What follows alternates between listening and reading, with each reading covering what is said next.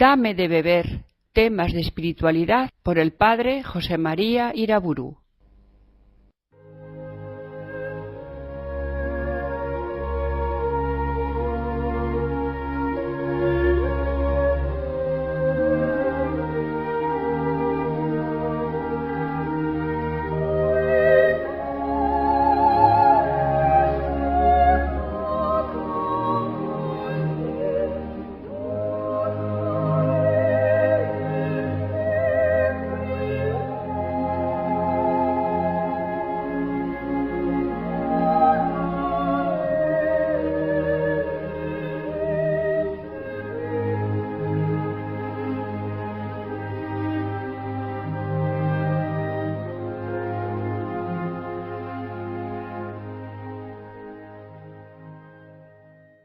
En el nombre del Padre, del Hijo y del Espíritu Santo.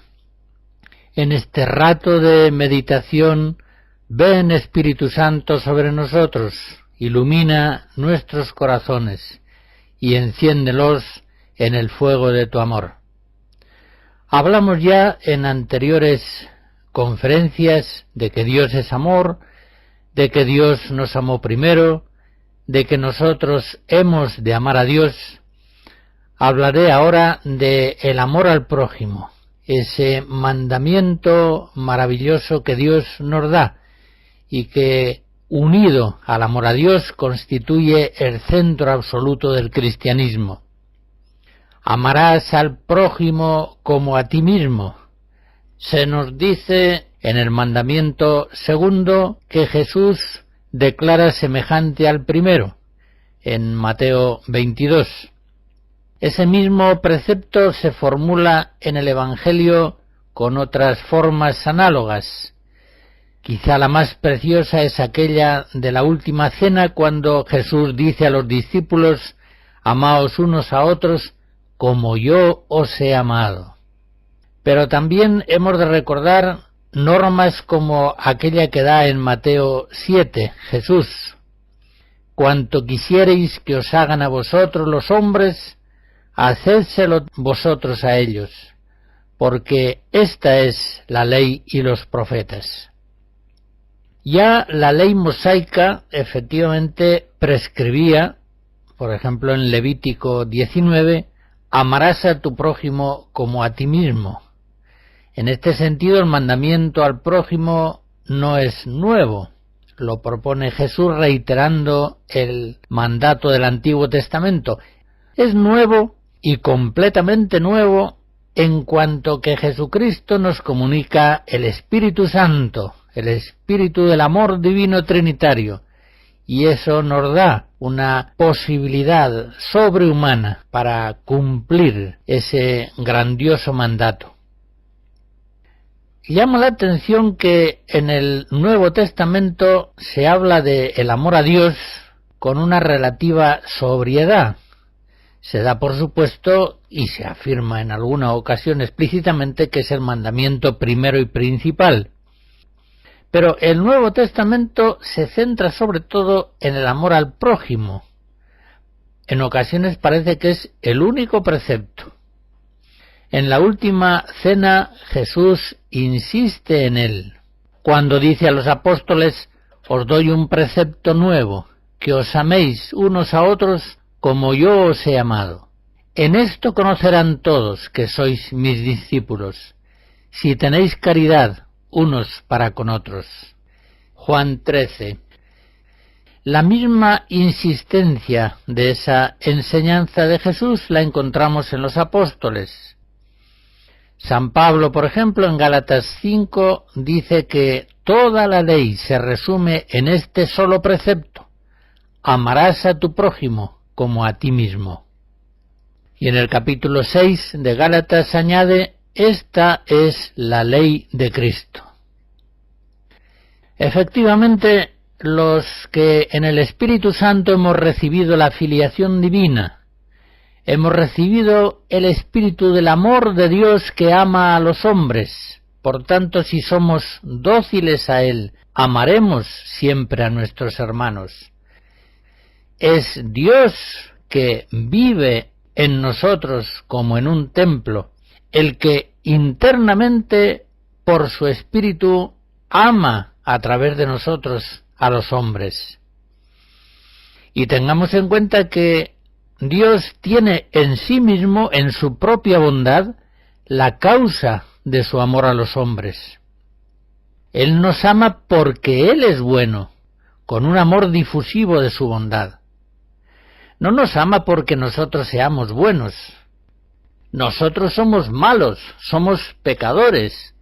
Si Él nos ama, es porque Él es bueno, y amándonos nos hace buenos por su gracia. El amor de Dios es la causa de la bondad que hay en nosotros. De una manera análoga, los que hemos recibido el Espíritu Divino, amamos a los hombres en un movimiento espiritual plenamente gratuito y difusivo. Un movimiento que parte de Dios. Dios ama porque Él es bueno, y nosotros amamos a nuestros hermanos porque Dios ha puesto su bondad en nosotros. Nosotros amamos al prójimo con un amor total y sincero, porque Dios, que es amor, habita en nosotros y nos mueve siempre internamente con su gracia a amarles. De este modo, nuestro amor a los hombres participa de la calidad infinita del amor divino. San Juan Evangelista enseña claramente que el amor a Dios es fuente del amor al prójimo. En la primera carta suya, en el capítulo 3, nos dice: Él, Cristo, dio su vida por nosotros, y nosotros debemos dar nuestra vida por nuestros hermanos. Y en la misma carta, en el capítulo 4, si de esta manera nos amó Dios, también debemos amarnos unos a otros. Nosotros tenemos de Él este precepto, que quien ama a Dios, ame también a su hermano. Por tanto, todo parte de que Dios es amor y de que Él nos amó primero. No olvidemos tampoco que es Dios mismo quien causa la amabilidad de los hombres.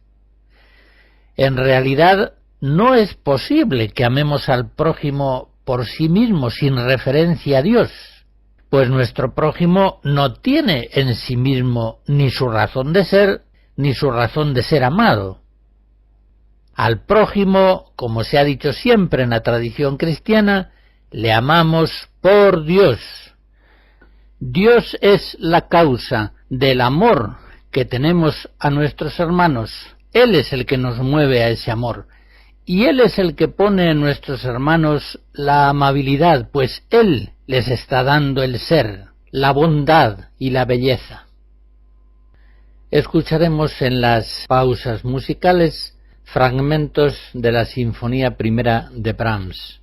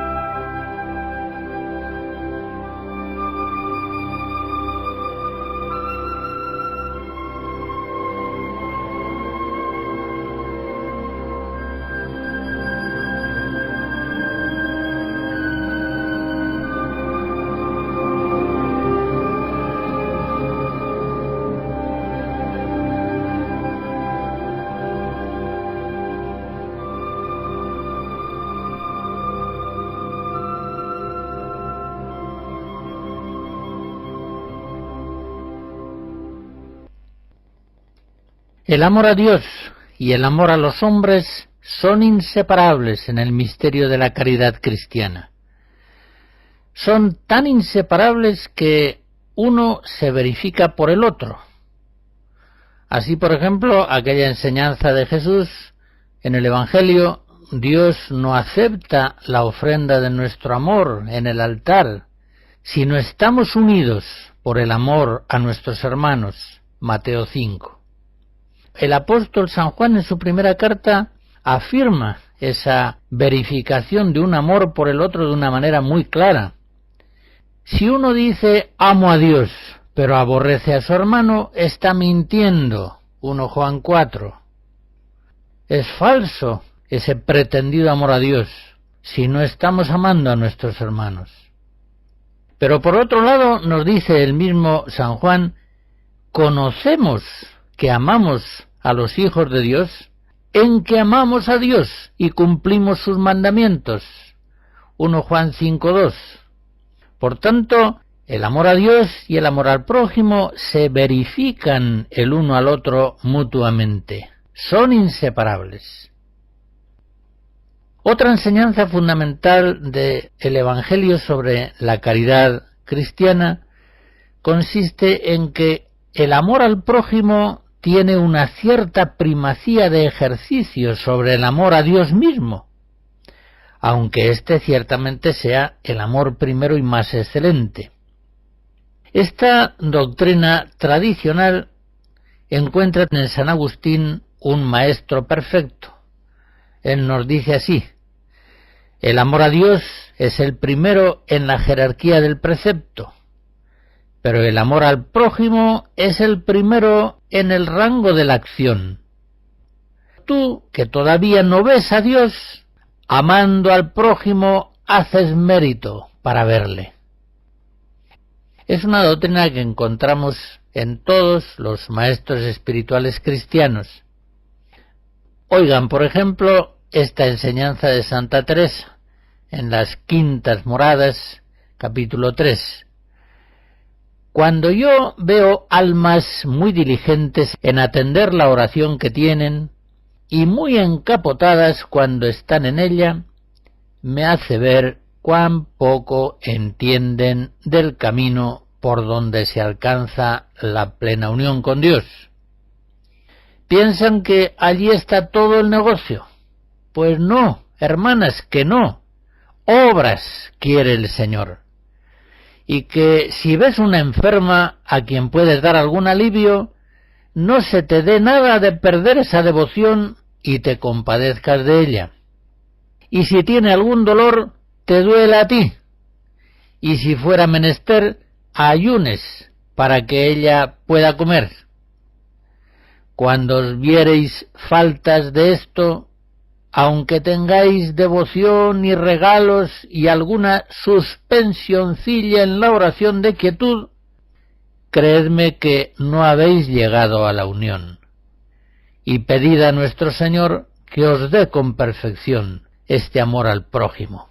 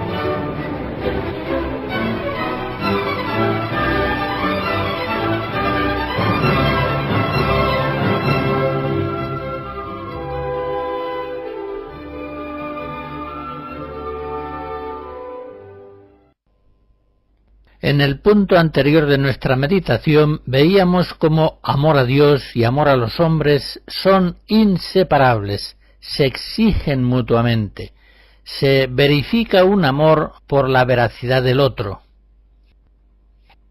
también veíamos cómo el amor al prójimo tiene una cierta primacía de ejercicio, incluso sobre el amor a Dios mismo, aunque este sea el amor primero y más excelente, y en definitiva el amor que se está afirmando en el mismo amor a nuestros hermanos. Algunos, sin embargo, separan el amor de Dios y el amor del prójimo. En otros términos, algunos hoy secularizan el amor al prójimo, como si no tuviera su fuente en el amor a Dios y en el amor de Dios a los hombres. Otros hay, o quizás son los mismos, que identifican el amor a Dios con un amor absoluto al prójimo. Varios autores protestantes y algunos autores católicos que les siguen más o menos de cerca, de tal modo identifican el primer mandamiento y el segundo como si siempre que se amase a los hombres, se amase necesariamente a Dios, y como si Dios no fuera en sí mismo el objeto primario e inmediato de la caridad evangélica.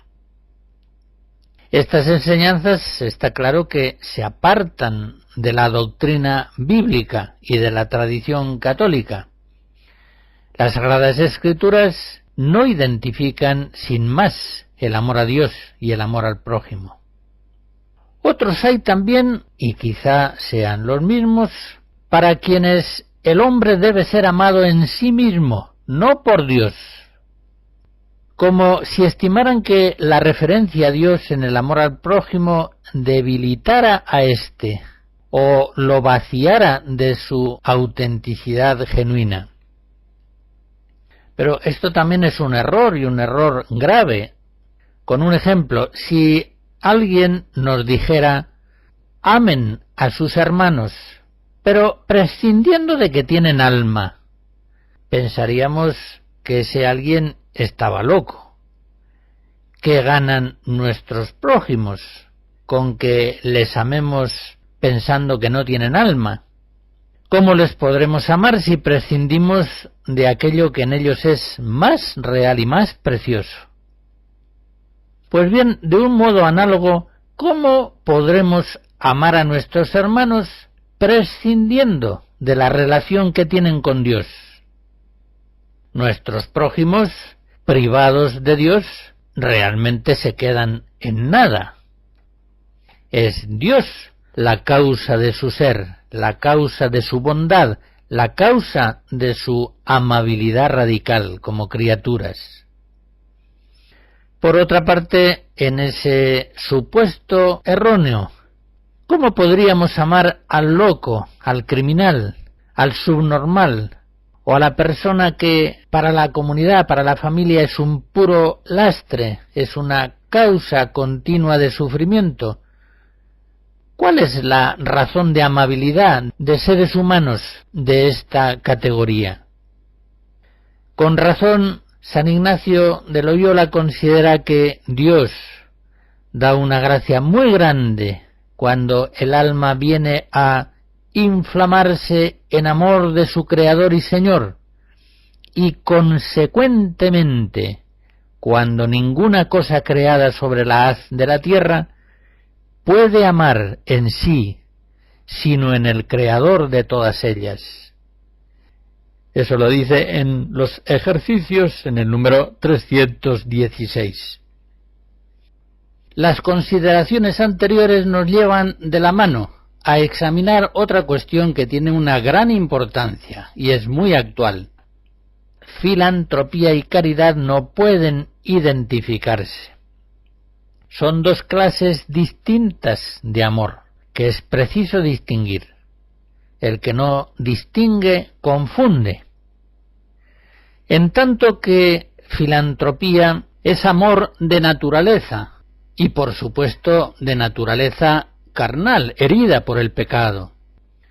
La caridad es gracia, es sobrenatural.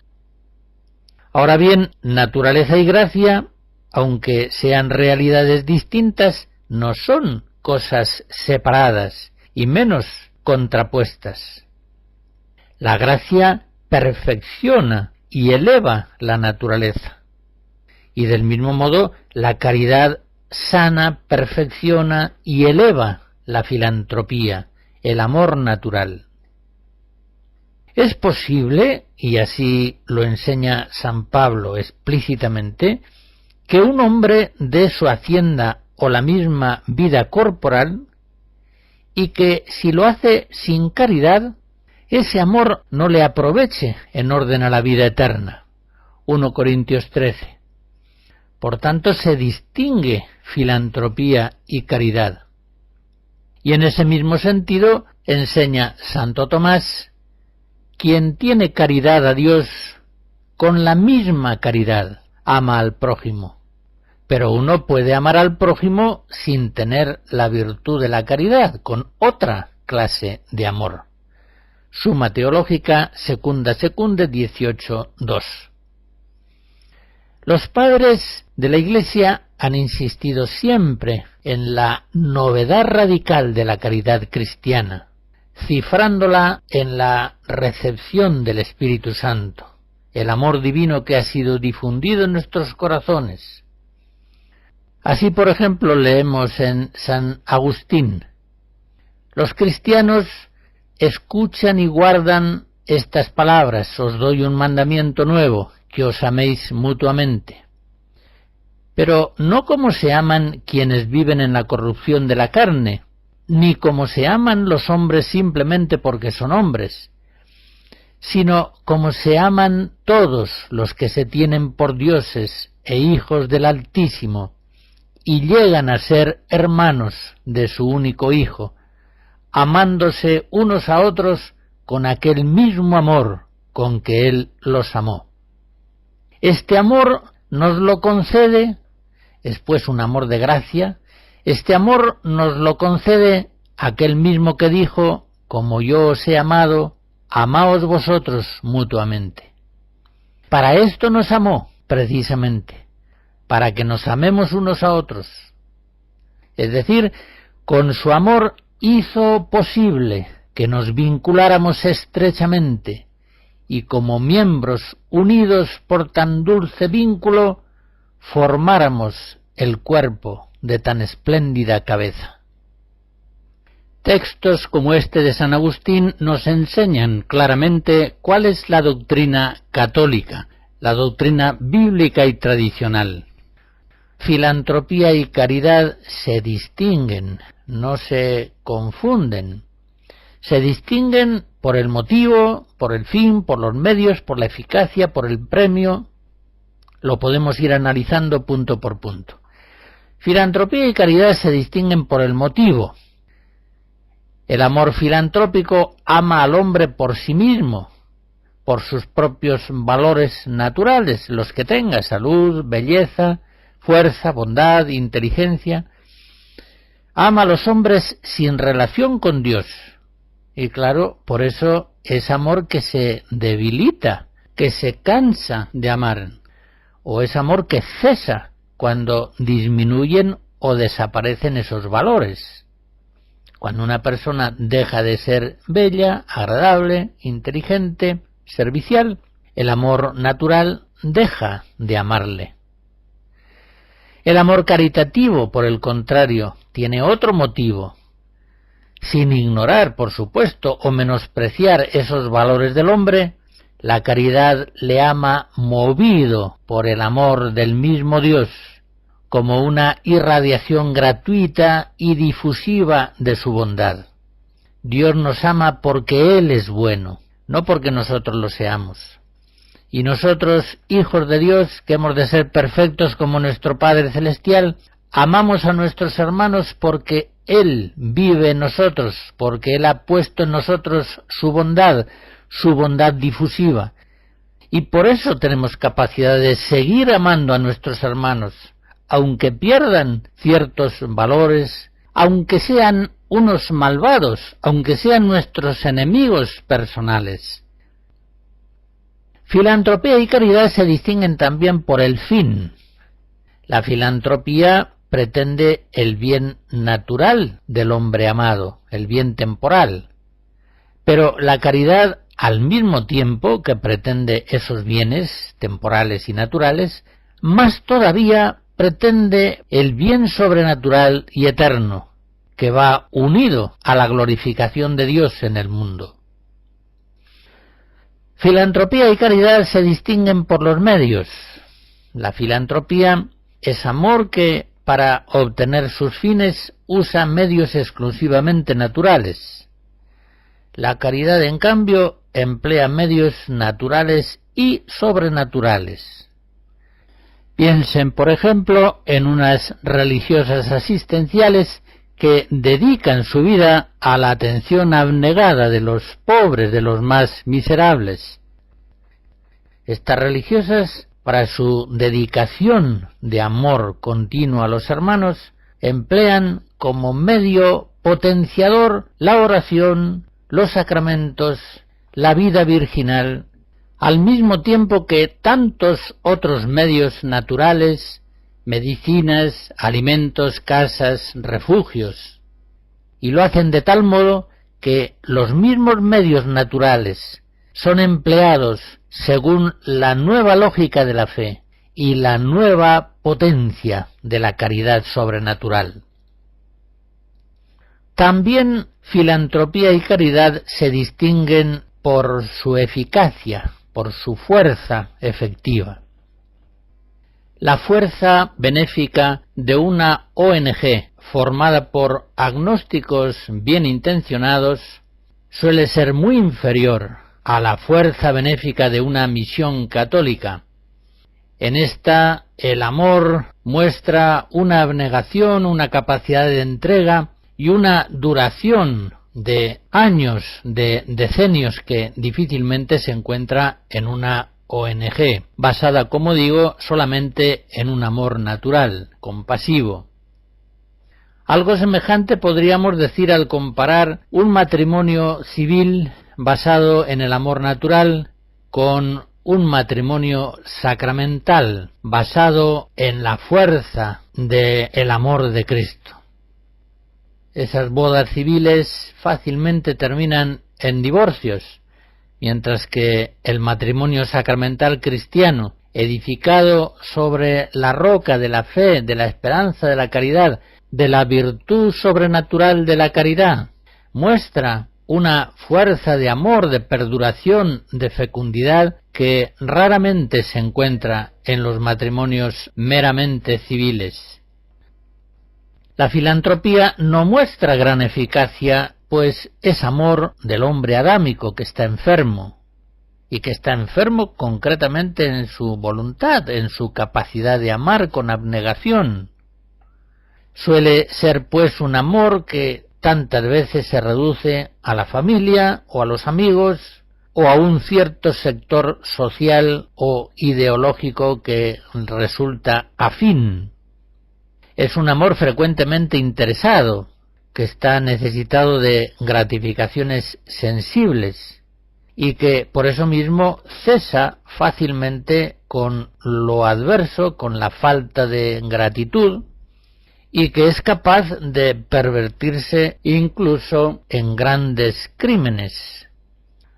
Abandono del cónyuge, divorcios, traiciones a los amigos, aborto de los hijos concebidos, eutanasias. Es un amor ambiguo que puede derivar, y muchas veces deriva indudablemente, en grandes crímenes. Pero la caridad, como históricamente lo tiene bien probado, es un amor excelsamente eficaz, es fiel, es fuerte, es un amor paciente, desinteresado, gratuito, universal, es una maravillosa participación en el maravilloso amor de Dios. Esas cualidades preciosas del amor sobrenatural de la caridad las canta San Pablo en 1 Corintios 13, el himno a la caridad. Por último, la filantropía y la caridad se distinguen también por el premio. La filantropía no consigue de suyo el bien eterno de sus amados, ni tampoco logra la vida eterna para el filántropo que no funda su amor en Dios. Ya recordaba hace un momento la enseñanza de San Pablo en 1 Corintios 13 cuando nos dice: si no tengo caridad, no soy nada. Y si repartiere toda mi hacienda y entregara mi cuerpo al fuego, no teniendo caridad, nada me aprovecha.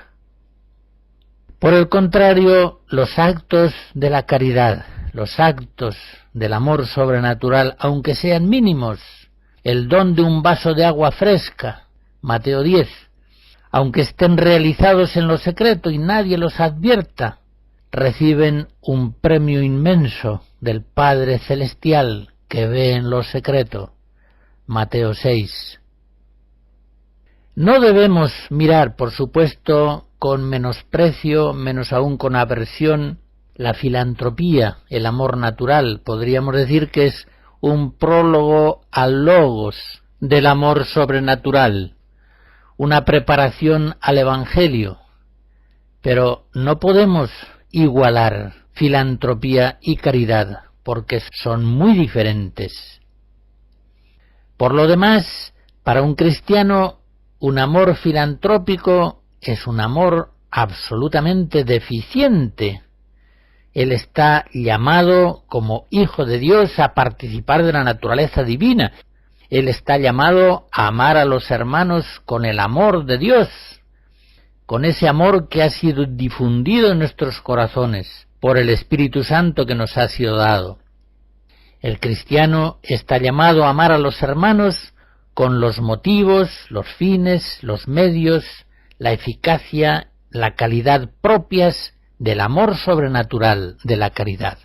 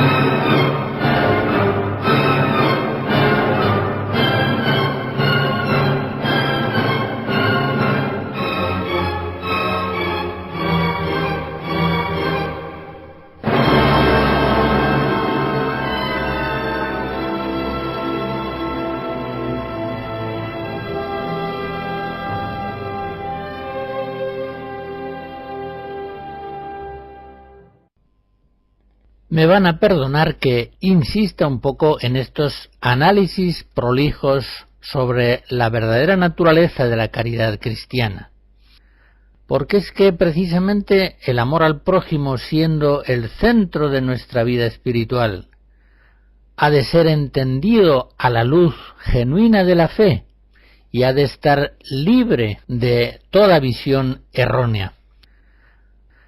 En la historia de la Iglesia, la consideración de el amor natural ha conocido muchos errores y, haciendo síntesis de ellos, podríamos considerar dos errores absolutamente contrarios entre sí.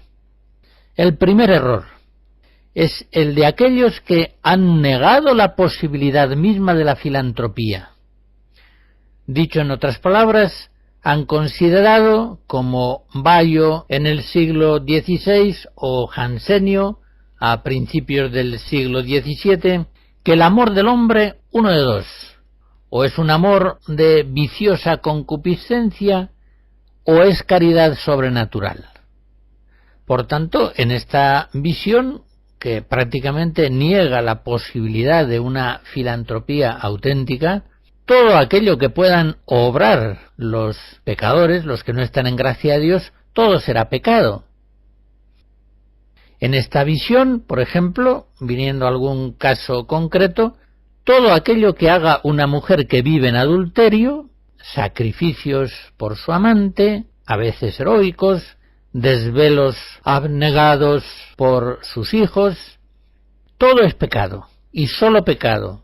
Es perfectamente inútil para la gracia y para la vida eterna. Pues bien, eso la Iglesia nunca lo ha creído así. La Iglesia no cree que todos los actos del pecador o del incrédulo sean actos pecaminosos. No cree que todo amor filantrópico en ellos sea solo egoísmo y culpa. La Iglesia cree que los actos buenos que hagan estas personas tienen un valor dispositivo ante la gracia y contribuyen efectivamente a eliminar los obstáculos que se están oponiendo a la verdadera caridad en esa persona. Pero vayamos al error segundo, que es absolutamente opuesto, el error de quienes piensan que toda filantropía es caridad. El error que antes aludía de aquellos que identifican prácticamente el amor natural y el amor sobrenatural. Para estos, todos los actos moralmente buenos son actos salvíficos, son actos meritorios de vida eterna. Este error ya lo hemos aludido antes y también lo hemos respondido. Una persona puede realizar actos buenos de amor, puede repartir su hacienda a los pobres, puede realizar otros actos en un impulso de amor natural que, sin ser pecaminosos, no son, sin embargo, meritorios de vida eterna. Si esta persona no está en gracia de Dios, no está unida con Dios el Salvador. Pero la consideración de esta cuestión puede ser realizada también desde una visión práctica, que nos lleva a reconocer que en realidad muchas de las acciones ingenuamente consideradas caritativas son acciones meramente filantrópicas o incluso a veces simplemente egoístas. Esta es la realidad, que si un cristiano, incluso a pesar de la vida de oración, sacramentos, ejercicio de las virtudes, si un cristiano no tiene buen cuidado en rectificar su intención y en motivar bien sobrenaturalmente sus acciones, motivarlas bien sobrenaturalmente en su motivación de caridad, que es su motivación genuina, fácilmente ese cristiano ejercitará su presunta caridad por el ansia de ser querido, por el afán de manipular personas, de dominar grupos, o simplemente por sentirse eficaz o imprescindible, o por hacer algo sin más y matar así el tiempo. Hace falta ser muy ingenuo para pensar que todas nuestras acciones benéficas están verdaderamente impulsadas por la caridad sobrenatural, incluso por el mero amor natural. Esta visión realista los maestros espirituales la han tenido siempre, y hoy los psicólogos la conocen perfectamente. Pues bien, si eso le puede suceder fácilmente a un cristiano, que su presunta caridad no sea tal, sino que en el fondo sea más bien egoísmo y vanidad, también y más le puede ocurrir eso al pecador o al incrédulo, que están sin Dios y sin esperanza en el mundo. También ellos pueden realizar tantas acciones aparentemente filantrópicas, impulsados por motivos no tan santos, motivos de amor propio, de autoafirmación, de vanidad para ser amados, ganar prestigio, ganar influencia, tantas motivaciones que vacían de mérito esas obras de amor, no solamente de mérito de vida eterna, sino incluso de mérito aquí en las realidades temporales. Sin embargo, esto que es tan sabido, pues por los psicólogos y por los maestros espirituales cristianos de siempre, todavía algunos lo ignoran y consideran con ingenuidad que cualquier amor al prójimo es verdadera caridad sobrenatural. Y esa credulidad se hace extrema en los ingenuos aludidos cuando ven que una persona ama sin estar motivada por dinero o por sexualidad, como si en tales casos ya automáticamente resultara superfluo todo discernimiento espiritual. Si alguien no está movido en ese acto de amor por un interés económico o por un interés sexual, pues quiere decir que su amor es absolutamente genuino. Pues bien, de este modo ignoran estos que, además del dinero y del sexo, hay innumerables ídolos potentísimos. La soberbia, la vanidad, el afán de popularidad, la autoadmiración. Son estos ídolos potentísimos a los que el amor falso puede hacer la ofrenda perdurable de su más aromático incienso. El idólatra hasta puede entregar su vida en honor de sus ídolos.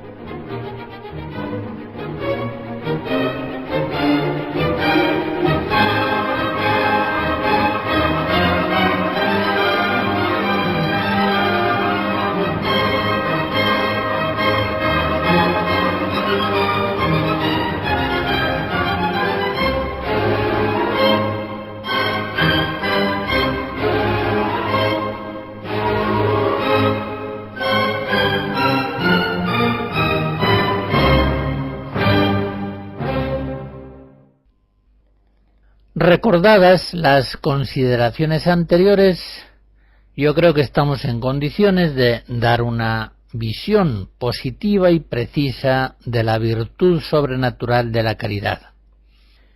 La caridad es una virtud infundida por la gracia de Dios en la voluntad, una virtud por la cual amamos a Dios por sí mismo con todas nuestras fuerzas, y amamos al prójimo por Dios, como Cristo nos amó.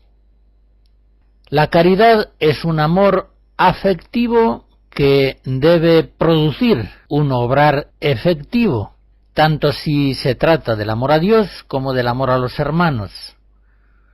Todo árbol bueno da buenos frutos, Mateo 7. Un amor se reconoce por sus obras. Y así como el amor a Dios lleva a obedecerle, así también ocurre con el amor a los hombres, ha de ser efectivo. No amemos de palabra y de frases, sino de obra y de verdad. 1 Juan 3. Como decía San Pablo en 1 Corintios 4, no está el reino de Dios en palabras, sino en eficacia. Entre las tres virtudes teologales sabemos que la virtud de la caridad es la más excelente, es el camino mejor, el más alto, como dice el apóstol en 1 Corintios 12. La caridad es superior a la fe y a la esperanza, pues ella durará eternamente. La fe terminará cuando lleguemos a la visión. La esperanza tendrá su fin cuando lleguemos a la posesión de lo esperado. Pero la caridad durará eternamente. Y en ella, en la caridad, se cifra la perfección cristiana, pues es ella la que une al hombre con Dios en una comunión transformante. El hombre, dice San Agustín en este sentido, se hace aquello que ama.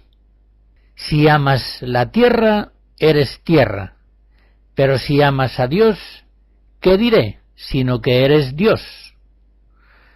Efectivamente, el amor a Dios es deificante, nos une con Dios, nos transfigura en Cristo, nos deifica.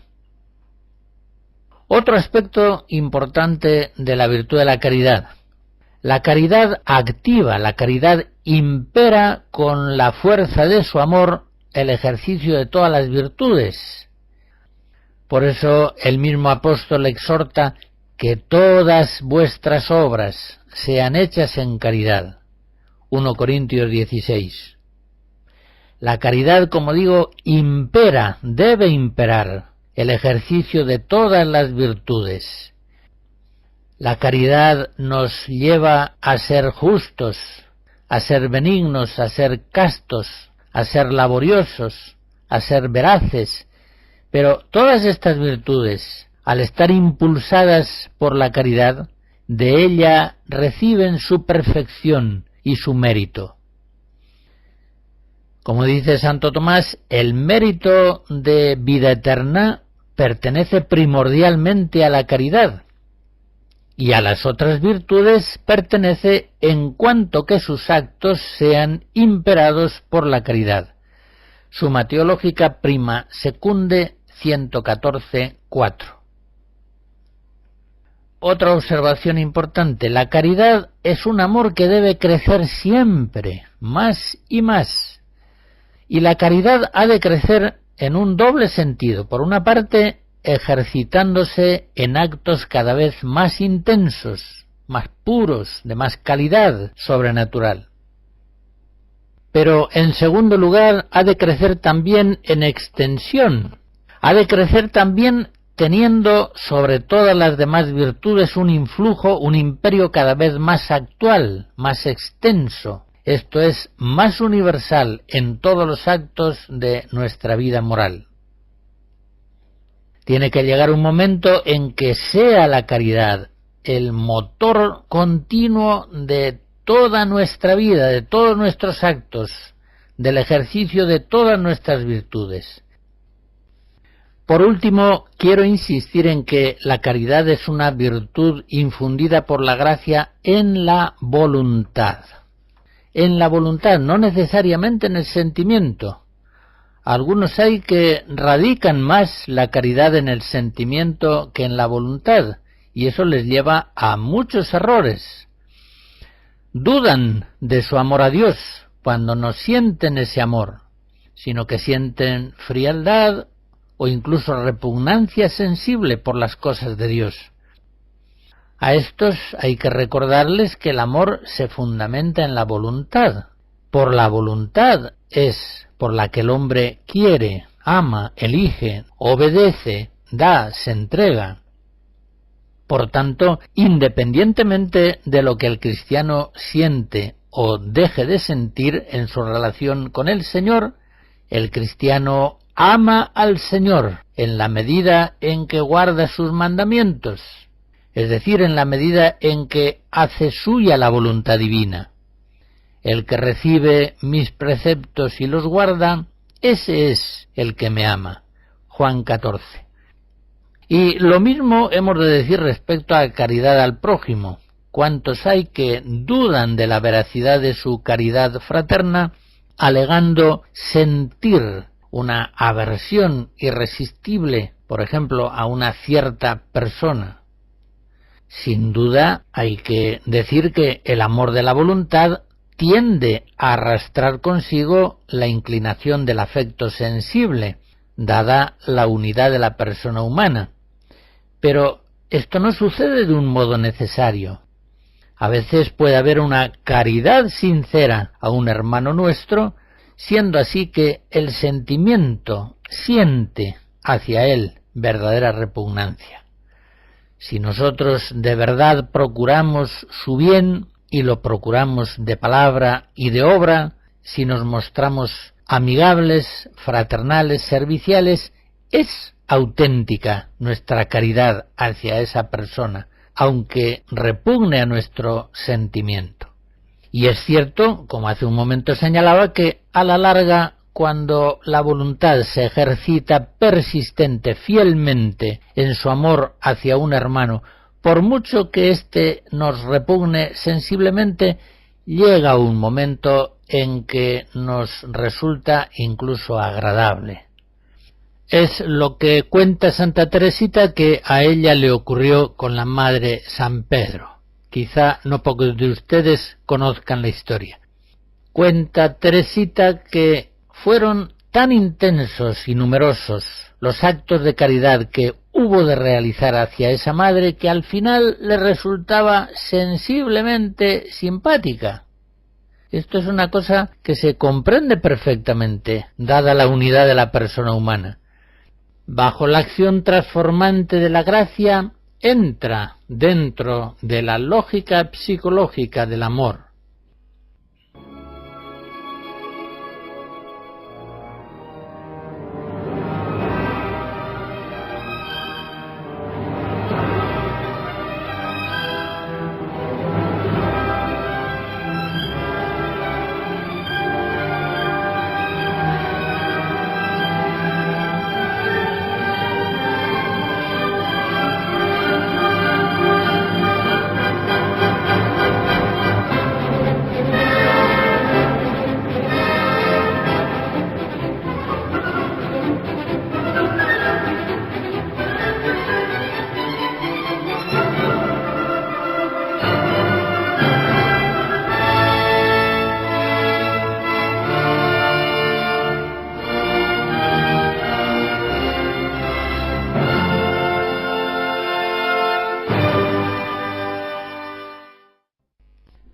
Bendito sea Dios, que, haciéndonos hijos suyos, nos ha hecho participantes de la naturaleza divina. Nos ha dado por la fe participar en su sabiduría y por la virtud de la caridad participar de su amor divino, trinitario, sobrehumano, celestial. La bendición de Dios Todopoderoso, Padre, Hijo y Espíritu Santo, descienda sobre ustedes y les guarde siempre. Amén.